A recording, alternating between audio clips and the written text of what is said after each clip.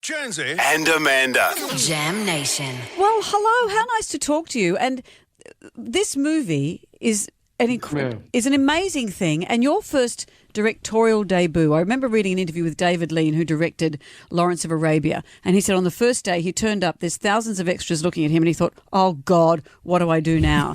Did you have a moment like that on your first day? Not my first day, because I made sure my first day was exactly what I needed it to be. but it's definitely a moment, I guess, when you have your cast and your crew and, and everybody's looking at you like, all right, what are we doing next? Even in moments of when you have to pivot and you have to adapt to the situation. Okay, cool. This person didn't show up on time, or that thing that you need is not there for the shot. Okay, so what do? We got to shoot something. I think in those moments is like where you really feel the most alive and problem solving and figuring out whatever you got to do to get the job done. But as a whole, I think just showing up to set every day was a dream, man. It was a lot of fun. How did you feel as an actor stepping into the role again for the third time? Did your body go, oh, God, here we go again? Or did your body like getting revved up to play this role? I think it's both. I think as I get older, it's not the same. I think I'm not 25 years old anymore.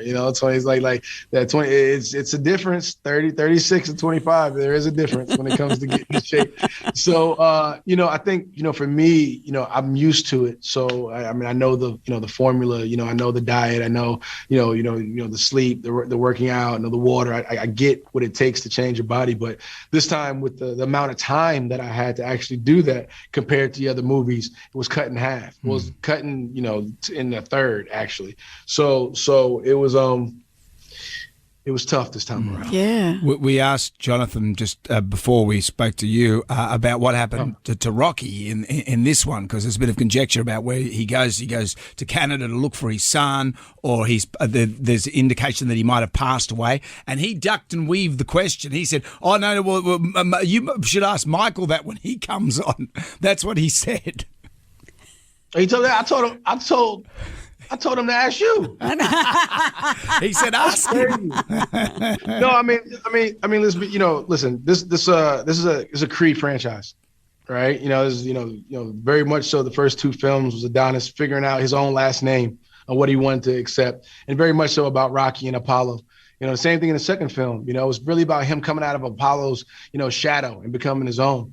In this movie, it's, at some point you have to tell the story of Creed, and you have to continue that, moving toward that experience and that Black experience, what I'm saying? The experience of, what Adonis Creed might be going through at that time, and that childhood trauma, what happened in his past. So this is kind of like an origin story of sorts, for Adonis Creed and Damian Anderson. So we had to go back to those childhood traumas, those